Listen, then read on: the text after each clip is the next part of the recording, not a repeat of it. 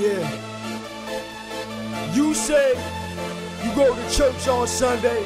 Yeah. I'm trying to tell you, we are the church. InstantBeatMix.com. The earth is his footstool. We're the witnesses used by the Holy Ghost. Residue of the front line. Apostle Paul, Peter, Matthew, Luke, and John. Laying on the hands of Presbyterian, passing the baton to Philip and Stephen. Now look at us, yeah, we still preaching. CYF, Christian Youth Fellowship. Thank you so much for inviting us to this fellowship and this retreat. Youth with a mission, repentance and renewal. This evening in the Philippines, we thank you so much, first of all, for just inviting us. And it's a pure joy for us to be here today with you all, fellowshipping, all under one Lord, one faith, and one baptism, Jesus Christ our Lord. The Holy Spirit gave me the name ransom when I was reading the book of Proverbs. And the Bible says that the wicked shall be a ransom for the righteous. And that tells me that in order to become righteous, the ransom that you must pay and that you owe God is your old man, meaning your old way of thinking, your old way of living in the world. You have to give that up to be made new again. And easy. The Bible says that all have sinned and fallen short of the glory of God. So I've begun my life in sin, and I found joy in a lot of different things in my life that had nothing to do with God. I wasn't brought up in a traditional Christian household. I was Catholic till I was about 10 years old, and then I kind of just found my own way. And the way that I found my own way was actually in a lot of different drugs and alcohol and girls and money. And I found myself so immersed in these substances that would give my mind an escape from this world. I remember the first time that God had actually showed himself to me. I actually had nowhere to go, and I was staying with a friend in the city of Richmond. And I didn't quite know what it was to have a personal relationship with God, but I saw everyone around me that I was with, and my brothers and sisters in Christ, and they were praising God, they were worshiping God, they had a prayer life with God. So I watched and I observed what it was like to have a personal prayer life and a personal worship life with God. And so that's what I began to work on. In a position where a lot of my friends had been locked up or went to jail, I felt like I was alone, and this was all I had. This was the last chance that I had to get with God before I went out and did something crazy. So I started trying this prayer life, this praise life that I saw other people do, and I started to begin my own personal life with Jesus Christ. And I remember one night so clear that I was praying to God so hard. I must have been at least a half hour in prayer with God, just worshiping the Creator. I was in His presence to the point of tears coming down my eyes. And I remember I came out of the prayer. It was about 2 o'clock in the morning, and I literally heard a voice on the inside of my head that told me to go walk about 2 miles down the road to 7-Eleven, and that I was going to meet someone on the way. And I stood up and I thought about it, and I was like, that can't be it. I was like, if that's God speaking to me, He wants me to walk 2 miles in the middle of the night in a neighborhood that's rough to go to 7-Eleven, but I'm going to meet somebody. I didn't know if it was Him or not, but I knew that I needed a change in my life. And I said, okay, God, if that's you, I'm going to step out on faith. And if this is you, show yourself to me right now. So I went and I walked, and there was a lady that pulled up to the side of me. A lady that was in bad condition, very drunk. And she had asked me for directions. And I began to explain to her where to go. And I heard the same voice that said, that's the lady that I sent to you. And the lady at the same time asked me if I could come into the car and show her where to go.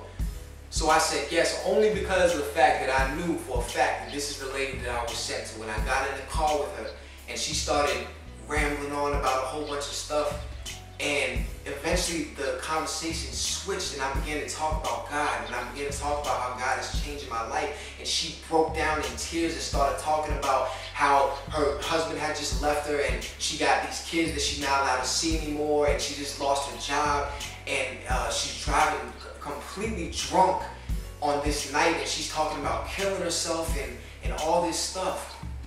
And so eventually, you know, we pull over, we get to a point where she's gonna drop me off, and I begin to pray with her.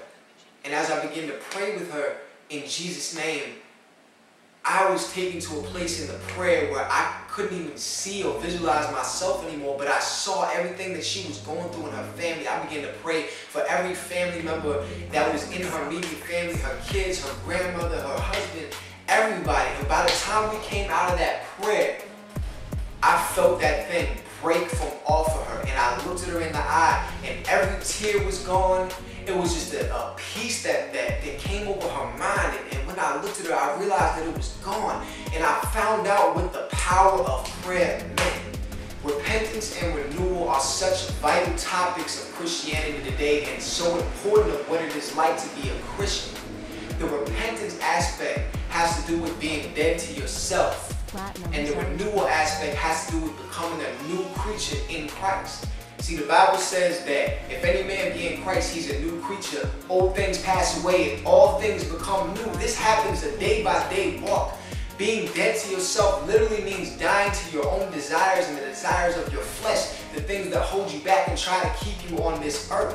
And that's why baptism is so important. In Romans chapter 6, it talks about that we're dead and we're buried with Jesus Christ in his burial, so that we could be like him when we're risen again.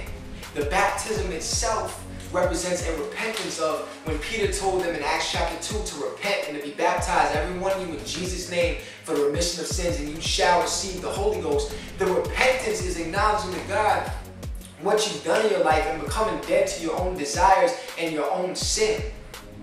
The going underneath the water in the baptism represents being buried with Jesus Christ, and coming out of the water represents a new creature.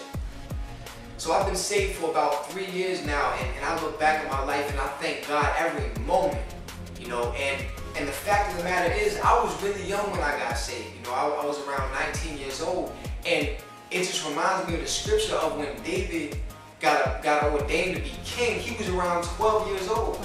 And so that tells me that there's no age when it comes to serving the Lord. God will use you at any age. And I want to encourage you all that I don't care how old you are, I don't care how young you are, God will use you, because God doesn't look on the outer appearance. God judges man according to the intents of the heart. And if your heart's right with God, God will use you regardless.